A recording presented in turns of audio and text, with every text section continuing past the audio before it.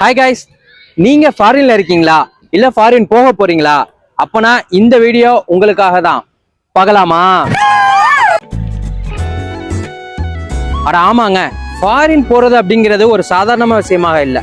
First of all மனதளவுல நம்ம ரொம்பவே தைரியமாகணும். அப்படி ரெடி ஆகக்கூடிய நாம ஃபாரின் போனோம் அப்படின்னு சொன்னா அங்க என்னென்ன விஷயங்கள் எல்லாம் கடைபிடிக்கணும் அப்படிங்கிறத பத்தி இந்த வீடியோல பார்க்கலாம்.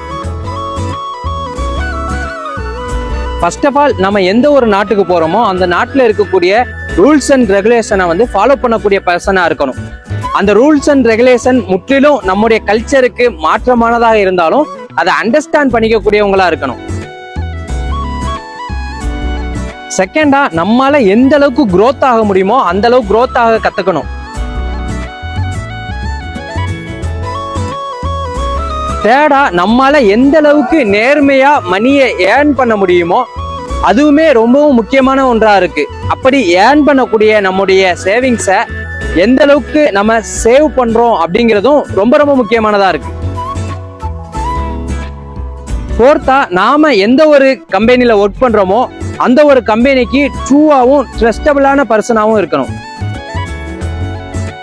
ஃபைனலா, நாம எப்பெல்லாம் லோன்லியா ஃபீல் பண்றோமோ அப்பெல்லாம் நம்முடைய ஃபேமிலியையும் நம்முடைய கமிட்மெண்ட்ஸையும் நினைச்சு மோட்டிவேஷனா எடுத்துக்கணும். ஃபோக்கஸையும் எந்த விதத்திலையும் குறைய விடக்கூடாது. முடிவா, ஃபாரின் லைஃப் அப்படிங்கிறது சில சமயங்கள்ல சந்தோஷத்தையும் பல சமயங்கள்ல கஷ்டத்தையும் தரக்கூடிய ஒரு பிக்கஸ்டான எக்ஸ்பீரியன்ஸ்.